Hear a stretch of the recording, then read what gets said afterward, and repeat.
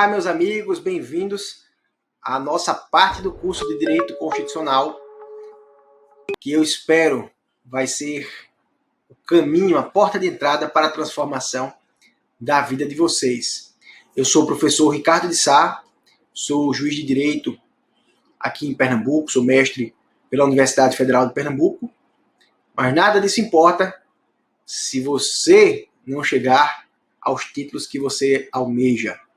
O meu título agora é a tua vitória. E para reforçar o compromisso que eu tenho com você, a dedicação que eu pretendo empenhar a você, eu gostaria de lhe pedir encarecidamente que você faça contato comigo.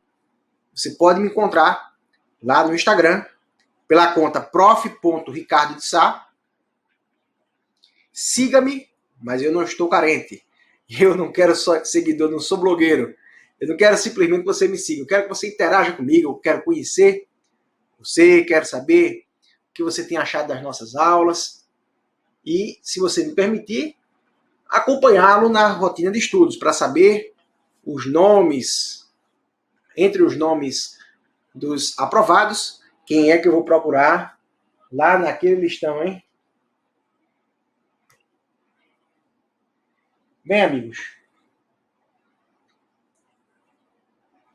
neste primeiro bloco de aulas, eu tratarei com vocês do poder legislativo. É bem verdade que o tema da aula sugere o ingresso diretamente no exame do Congresso Nacional. Mas nós não podemos fazer isso desprezando a teoria dos poderes. Né? Teoria dos poderes, aliás, a organização dos poderes está sempre entre um dos 5 temas, ou até mesmo dos 3 temas, mais exigidos em provas de concurso, para todos os níveis. E isso é tão importante porque o constitucionalismo, desde o constitucionalismo clássico, tem-se que é uma verdadeira máxima de todos os estados democráticos, a separação de poderes. Separação de poderes, que é uma concepção modernamente associada ao controle do poder. Por que é que nós separamos poderes? Por que é que nós, melhor dizendo, num linguajar mais moderno, né, mais contemporâneo, por que é que nós separamos as funções estatais? Para bem controlá-las. Quanto mais poder eu concentro num só órgão ou numa só autoridade, a tendência é abusar deste poder. É este o sentido da separação de poderes em Montesquieu e nas elaborações que se seguiram. Então, o legislativo reúne algumas dessas funções estatais, dessas funções políticas típicas. Mas algumas premissas precisam ser postas. Primeiro, por que é que eu disse, eu preferi me referir a uma separação de funções e não de poderes? Porque, amigos, o poder político, entende-se, não é divisível. Ele pertence de uma forma ideal ao povo, encarnado no Estado Nacional. Então, quem é que tem o poder político? É a República Federativa do Brasil, incorporando o poder do povo. Então, se o poder político não se divide, porque senão ele deixaria de ser soberano, o que nós dividimos são as funções, tá? São as funções. Nós encontramos alguns precedentes para a separação de poderes na teoria do governo misto de Políbio. Na verdade, a teoria do governo misto não é propriamente uma teoria da separação de poderes, mas ele identificava a existência na organização romana, né, da República Romana, algumas funções e as suas virtudes. Tá? A política de Aristóteles também ensaia alguma visão sobre uma separação das magistraturas, né, das autoridades, muito embora com caráter mais organizacional. Mas realmente a noção mais contemporânea é tributária da obra de Montesquieu, do Espírito das Leis. Tá? E foi essa a matriz que inspirou o Constituinte de 88. Porém, não com o mesmo rigor. Vejam o que diz o nosso artigo 2º da Constituição. São poderes da União, independentes e harmônicos entre si, o Legislativo, o Executivo e o Judiciário. Na expressão clássica, né, de Montesquieu, essa separação é muito rígida, é muito rigorosa. Se vocês me permitirem me valer de um clássico do cancioneiro popular para explicar esse nível de divisão de poderes em Montesquieu, lembre-se lá do Cada Um no Seu Quadrado, né? Sucesso, um hit, né, dos ambientes mais deseruditos no Brasil. Cada um no seu quadrado. Então, cada poder, enquanto estrutura orgânica, desempenhava funções que eram próprias em caráter absolutamente exclusivo. Então, o juiz só julga, o executivo só administra coisa pública, o legislativo só legisla e fiscaliza. E não havia interpenetração e nem havia uma intervenção de um poder no outro. Eu apenas separo para ninguém ficar com poder demais. Essa característica é referida pelo nosso Constituinte como independência. Mas só que essa independência entre os poderes não é absoluta, não é insuperável. Por isto, é possível dizer isso porque o Constituinte também requer harmonia entre os poderes. E o que é que vai gerar essa harmonia? Bem, na independência, cada poder tem suas funções típicas, né? Cada poder tem sua função peculiar.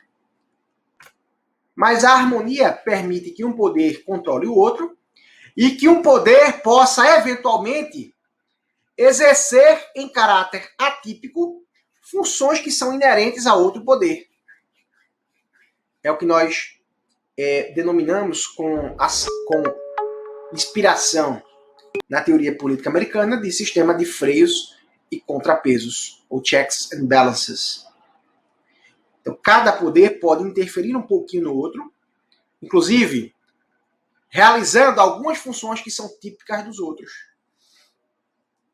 Por exemplo, o legislativo realiza algumas mínimas funções que são típicas de juízes. Por exemplo, eles podem decretar quebra de sigilo bancário, quebra de sigilo fiscal, quebra de sigilo telefônico, ouvir testemunhas, pode julgar o crime de responsabilidade. Tá? Então isso é um exercício atípico, um exercício incomum de uma função de outro poder por ele. Por que isso é possível? Por conta da harmonia. Então, não é cada um no seu quadrado, é cada um no seu quadrado, mas com um pezinho no outro. Um dedinho no quadrado do outro. Agora, essa harmonia também não pode ser demasiada, porque senão você aniquila a independência. Então, todo o segredo está em equilibrar independência mais harmonia. Então, existe alguma parcela do poder, das funções inerentes a cada poder, que esse poder não divide. Quer dizer, olha, nenhum outro poder pode se meter aqui. Essas parcelas de funções de um poder, nas quais o outro poder não pode interferir, são o que nós denominamos de reserva.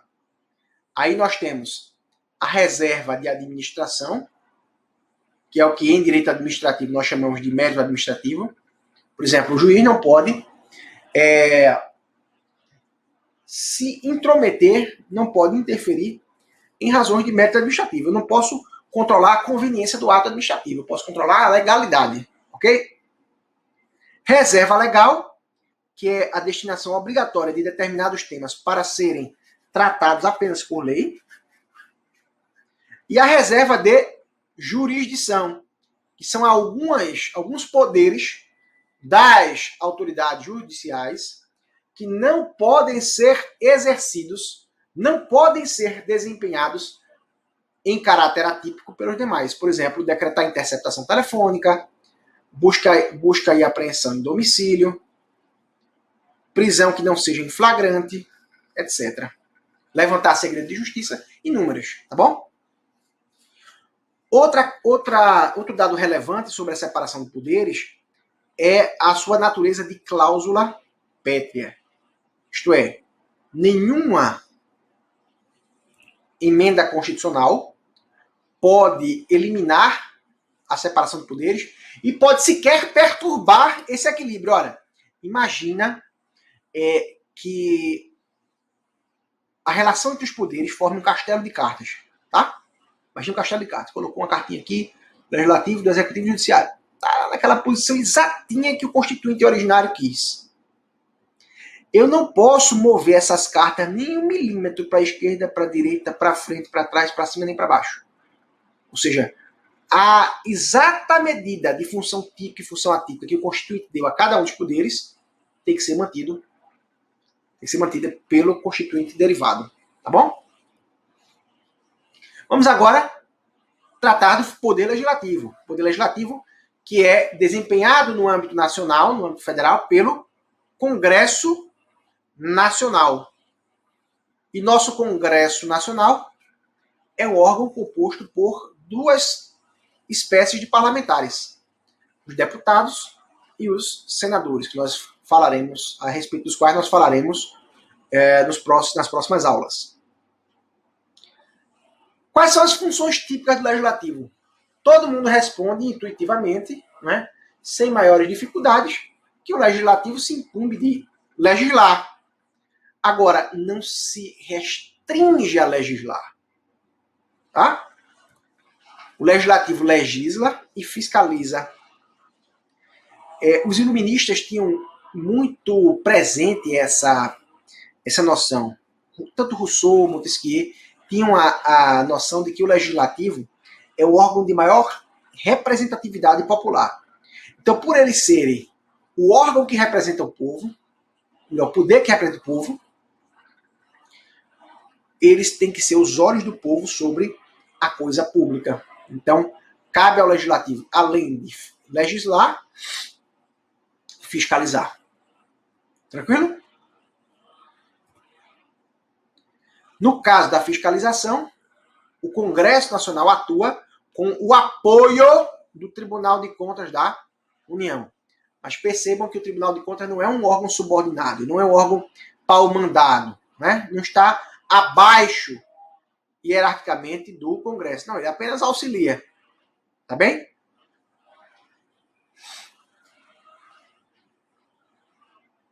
O mesmo vale para os tribunais de contas estaduais. E onde houver, nos municipais.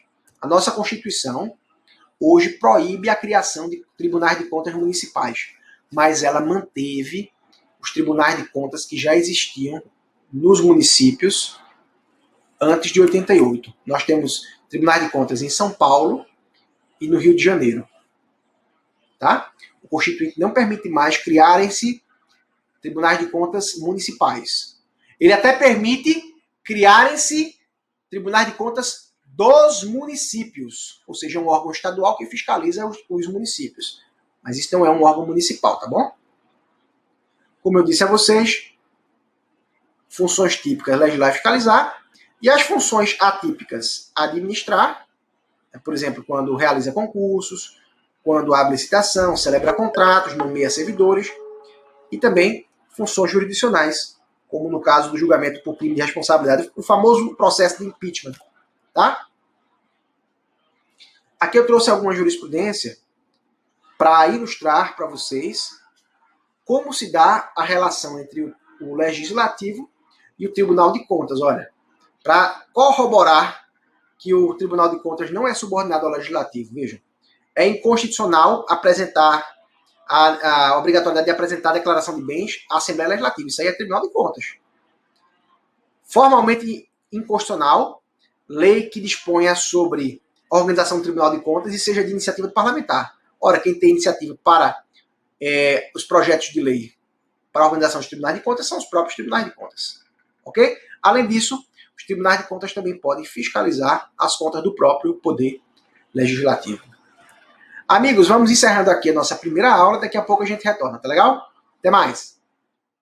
Olá, meus amigos, bem-vindos à nossa segunda aula da parte que me compete na disciplina de Direito Constitucional. Bem, amigos, eu falava no bloco anterior, na aula anterior, sobre o Congresso Nacional e assim espero, melhor, vamos retomar nosso estudo com este tema. Mas eu gostaria de renovar a vocês o meu convite para que vocês sigam a minha página no Instagram, tá? prof.ricardo de Sá, prof.ricardo de Sá. Sigam e saiam da moita, tá? Não gosto de ninguém amoitado, não. Só começa a me seguir escondido, eu penso logo que tá pensando coisa errada. Tá legal? Então sigam lá, mandem um alô, apresentem-se, digam de onde vocês falam, qual curso vocês estão assistindo comigo, o que é que estão achando das aulas, que eu fico muito feliz por conhecê-los. Fico genuinamente contente por ter contato mais profundo, né, com as histórias de vida de vocês, que são histórias que eu tenho certeza culminarão em muitas vitórias e muitos testemunhos belíssimos de fé e de superação. Tá bom? Amigos, vamos retomar agora o nosso estudo do Congresso Nacional. Nós falávamos, em linhas gerais, sobre as funções do Poder Legislativo típicas e atípicas, e eu indicava que o Poder Legislativo, no âmbito federal, é desempenhado pelo Congresso Nacional. Congresso Nacional, que, conforme eu antecipei, é um órgão de composição bicameral.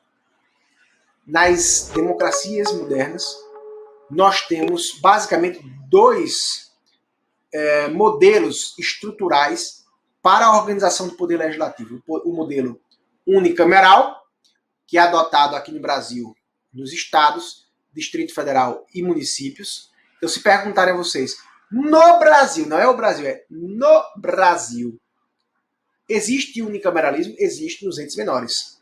Agora, se a pergunta for o Brasil, nacionalmente, adota o unicameralismo como modelo? Não. No âmbito nacional, o modelo é bicameral. E qual é o sentido desse bicameralismo, pessoal? O bicameralismo, se vocês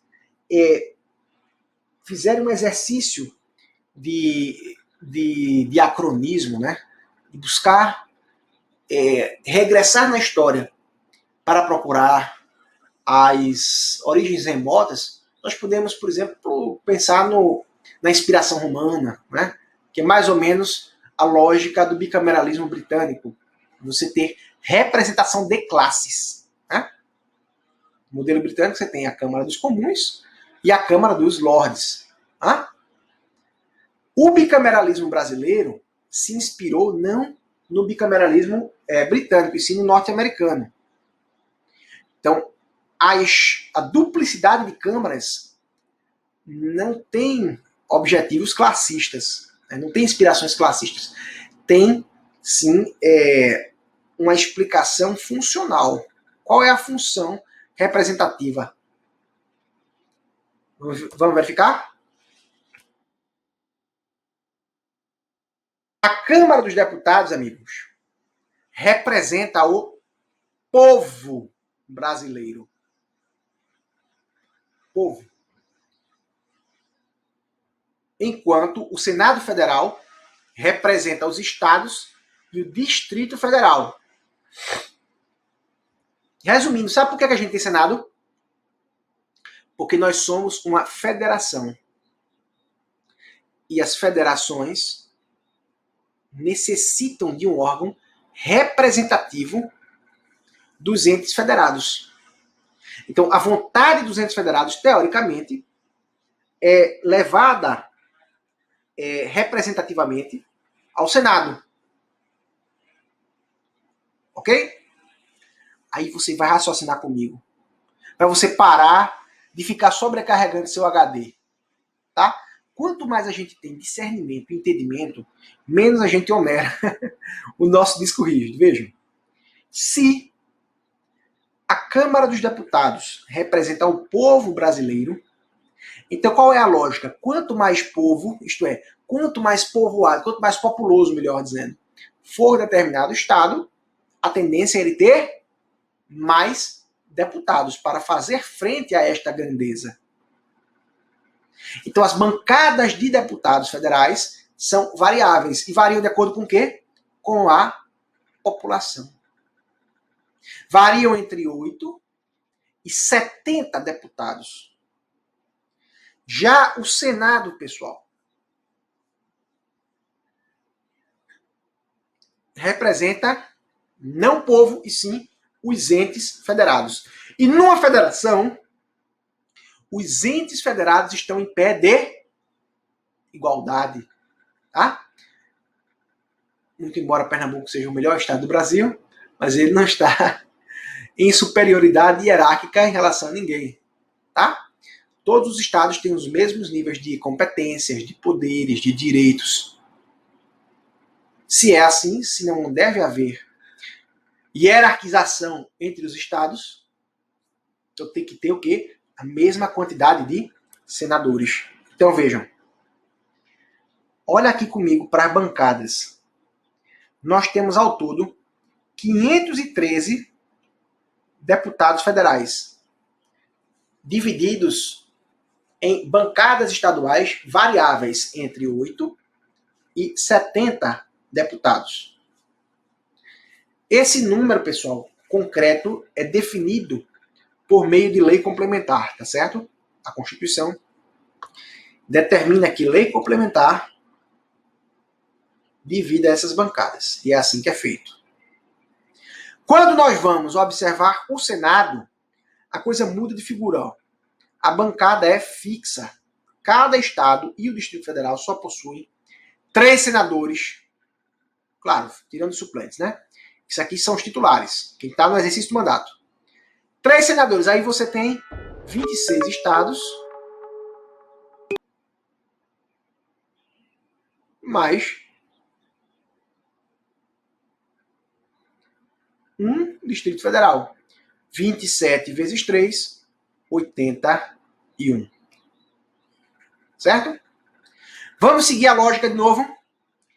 Como a Câmara dos Deputados representa o povo brasileiro, territórios federais, é bem verdade que hoje não existem territórios, mas se vierem a ser recriados, territórios federais podem eleger 4 deputados federais. Aqui a bancada é fixa, tá? Não é até 4, não é menos que 4, são 4 fixos.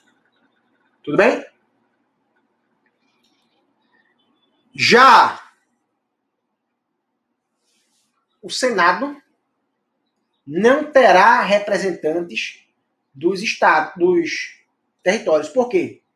Porque territórios, amigos, não são entes da federação. O artigo 18 da Constituição preconiza que os territórios pertencem à União. Eles são autarquias territoriais pertencentes à União. Logo, não há sentido em ter deputados. Tá bom? Vejam como a lógica facilita para vocês. Eleição. Deputados são eleitos pelo sistema proporcional. Aliás, deixa eu fazer outra observação importante. Praticamente todos os cargos do Legislativo no Brasil são providos pelo sistema proporcional. Apenas o cargo de senador é que não é. Mas, Ricardo, que cargas d'água é sistema proporcional e o que é sistema majoritário? Sistema majoritário é o sistema mais justo com o candidato. Por quê?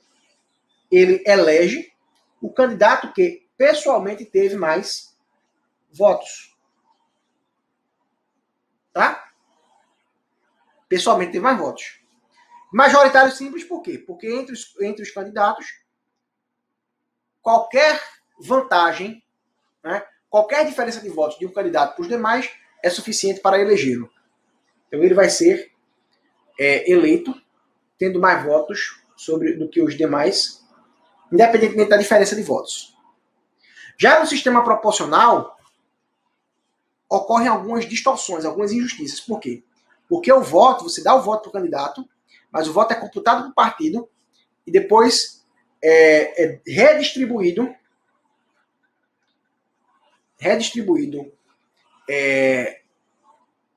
entre os candidatos. Né? Você soma o total de votos do partido para descobrir quantas cadeiras na Câmara, ou na Assembleia Legislativa, ou na Câmara Municipal, o partido vai ter, e entre essas cadeiras você distribui entre os mais votados. Tá bom? Mandato dos deputados, 4 anos, que é o equivalente a uma legislatura. Mandato do senador, 8 anos, equivalentes a 2 legislaturas.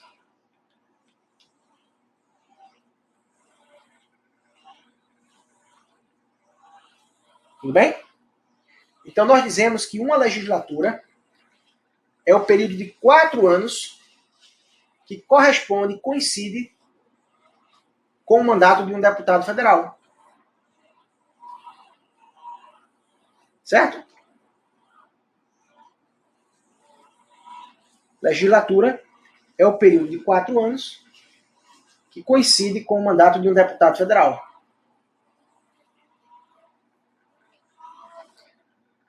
Mesa diretora igual na Câmara e no Senado. Idade mínima 21 anos para ser deputado, 35 anos para ser senador. A idade de 35 anos é chamada de idade da sabedoria, porque os principais cargos da República são acessíveis a quem atinge 35 anos. Presidente, senador, ministro do STF. Eu recentemente atingi a sabedoria constitucional. Já o modelo unicameral é adotado nos demais entes, como eu disse a vocês.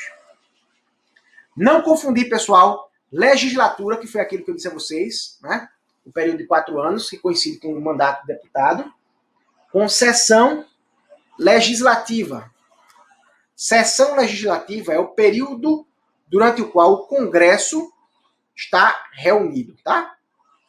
Essa sessão legislativa pode ser ordinária, que é a sessão normal, ou pode ser a extraordinária. Qual é o período normal para o Congresso estar reunido? 2 de fevereiro até 7 de julho.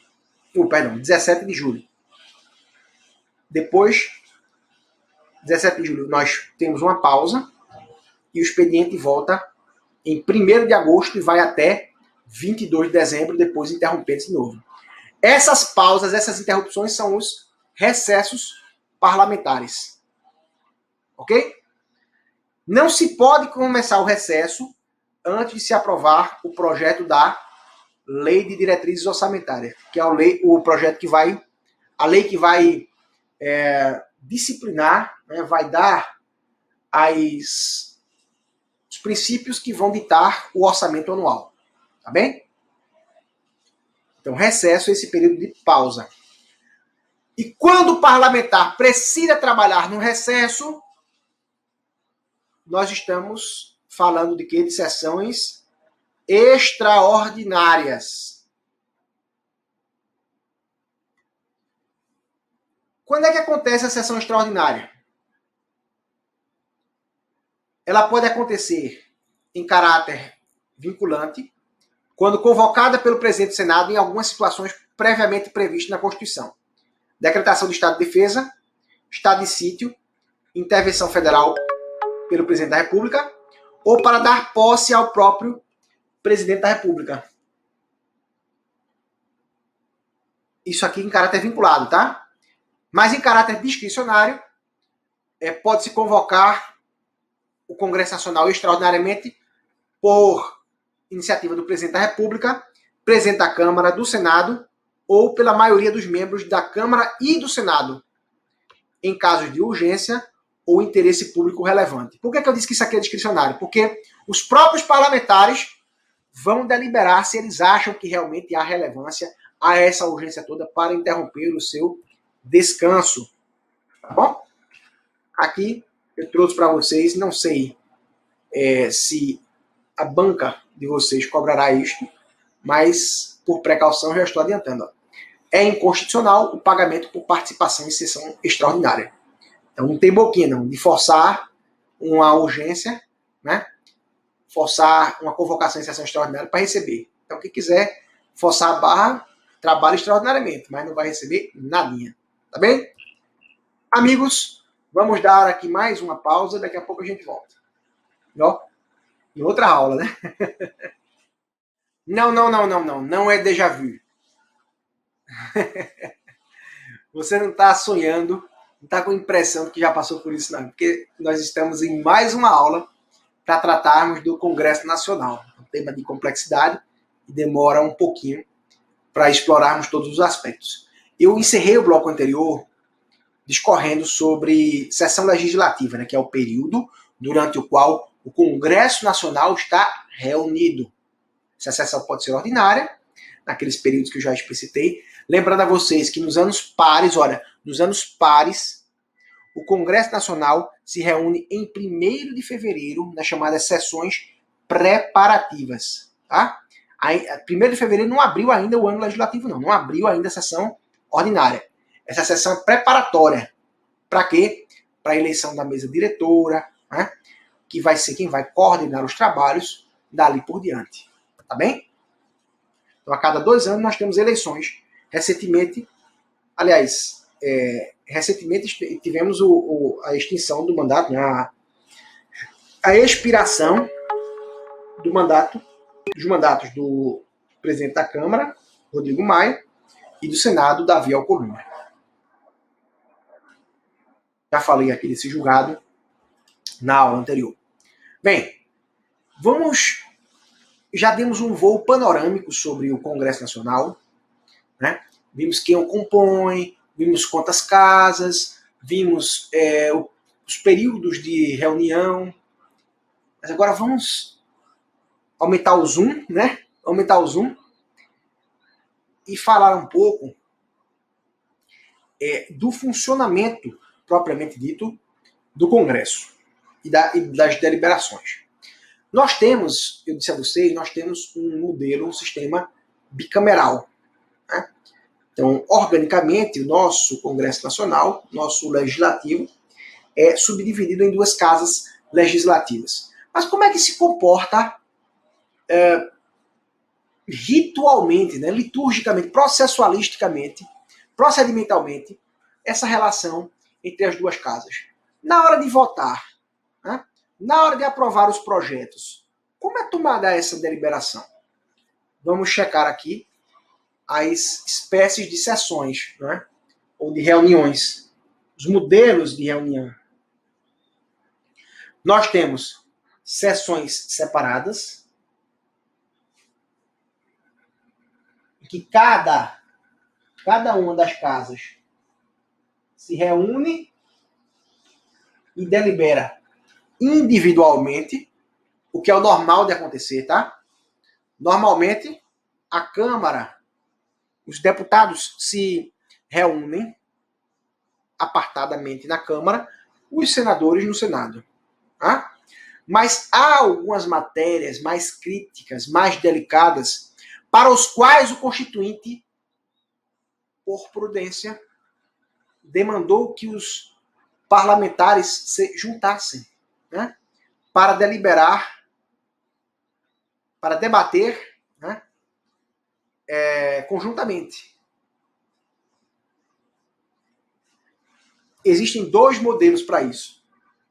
As sessões conjuntas e as sessões unicamerais, tá? Qual é a diferença, meus consagrados? Qual é a diferença entre uma sessão conjunta e uma sessão unicameral? A sessão conjunta impõe uma reunião simultânea de deputados e senadores para debaterem, né, no mesmo ambiente. Esse ambiente é o plenário da Câmara, porque é bem maior. Né? Eles se reúnem simultaneamente para debater. Mas as deliberações são tomadas de forma separada. Como assim? eu não misturo o voto de deputado com o voto de senador, tá? Eles deliberam até na mesma ocasião, mas eu não misturo, tá? Eu vou contar separadamente o voto do deputado em relação ao voto do senador. Compreende essa diferença? Já na sessão unicameral, eu não distingo deputado de senador, tá? Não distingo deputado de senador. Todo mundo vota como parlamentar.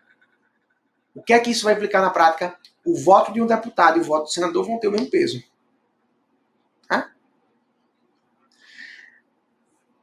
Quando é que tem sessão conjunta, pessoal? Eu separei aqui os principais exemplos de sessão conjunta, tá? As principais hipóteses de sessão conjunta discriminados pelo nosso Constituinte. Veja lá. Inaugurar a sessão legislativa, elaborar o regimento comum e regular a criação de serviços comuns às duas casas. É o regimento do Congresso, né? Porque tem o regimento da Câmara, do Senado e do Congresso. Isso aí é do Congresso.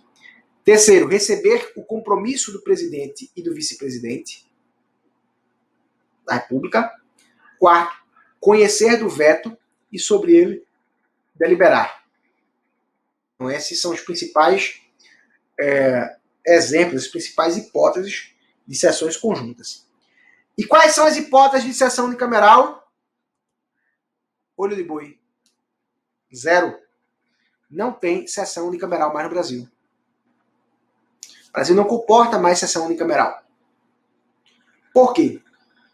Porque a sessão unicameral, pessoal, distorce a relação entre as casas. Né? Você tem uma casa que representa o povo, outra casa que representa os estados. A casa que representa os estados, que é o Senado, tem menos gente. A Câmara tem mais gente. Então, na hora que eu voto, eu coloco todo mundo junto, a Câmara tem mais peso, né? Não 503 deputados contra 81 senadores. Então, só é possível ter sessão unicameral onde o Constituinte autoriza. E ele autorizou lá no artigo 3º do Ato das Disposições Constitucionais Transitórias. Artigo 3º do ADCT, que era a sessão para a votação, para a deliberação da revisão constitucional. A revisão constitucional foi realizada 5 anos após a vigência da Constituição de 88. Então, lá em 1993. Tá? 1993. Depois disso, não é mais possível fazerem-se sessões unicamerais no Brasil. Tá?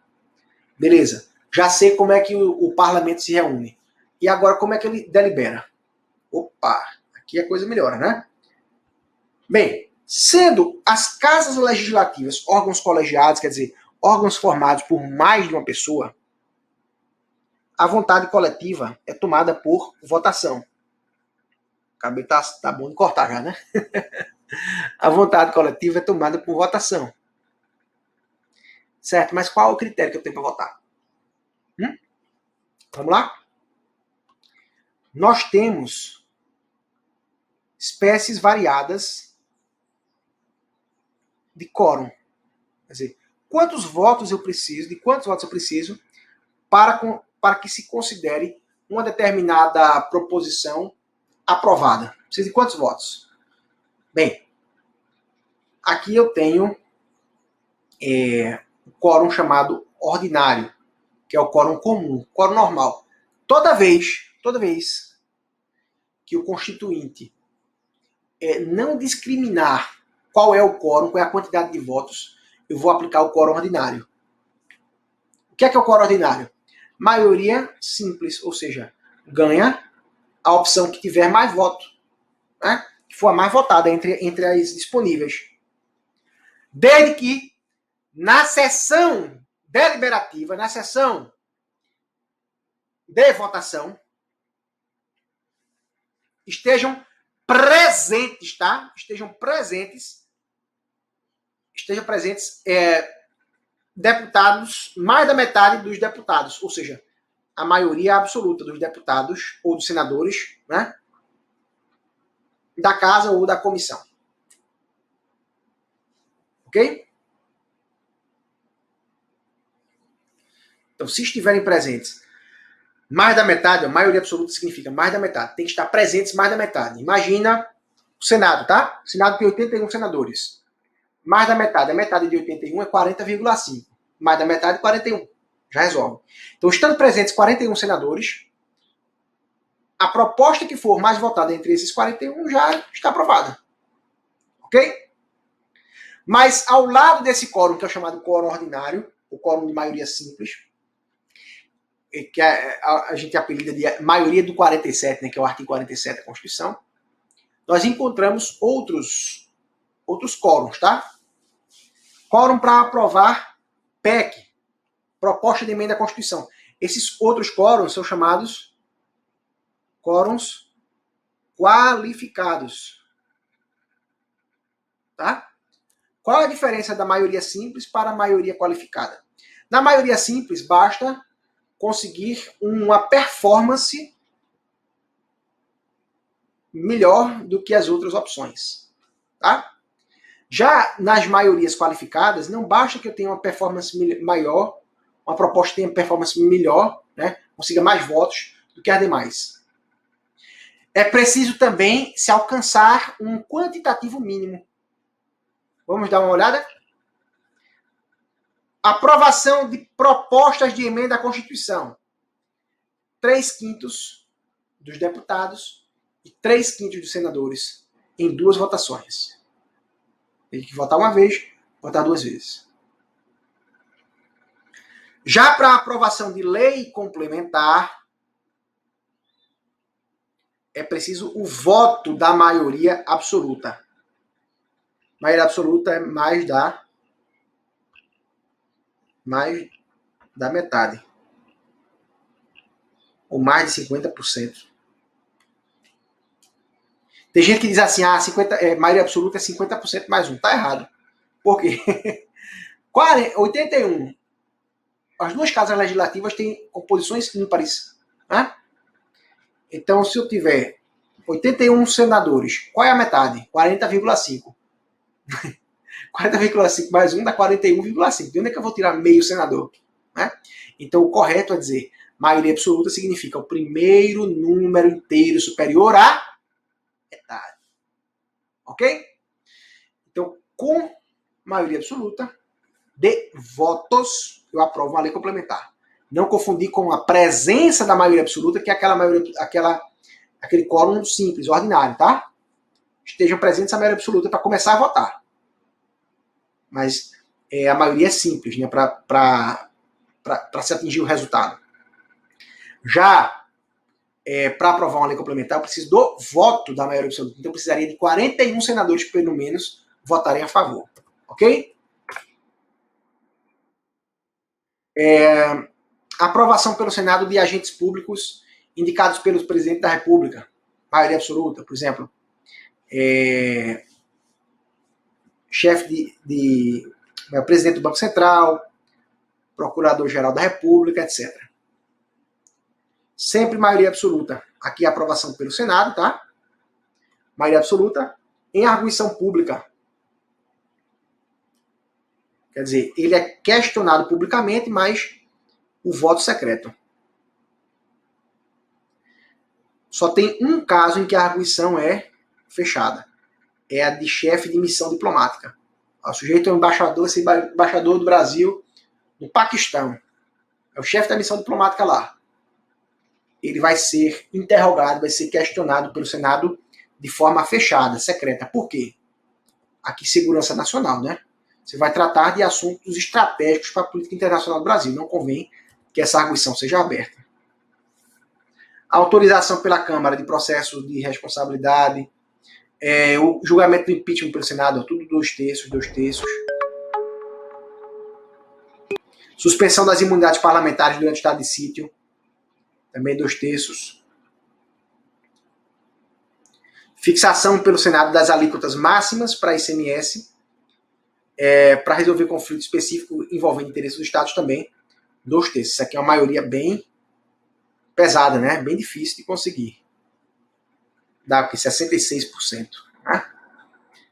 Bom, lembre-se sempre, se o constituinte não definir um quórum mínimo para aprovar determinada matéria, você subentende que é aquela maioria lá do artigo 47. Maioria simples, desde que estejam presentes mais da metade dos membros da casa ou da comissão. Se houver previsão em contrária, aí você vai olhar qual é o tipo de maioria qualificada. Tá legal?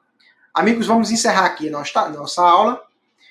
Reforço a vocês meu convite para me seguirem lá no Instagram, prof.ricardo, e mandarem aquele alô para o seu amigo.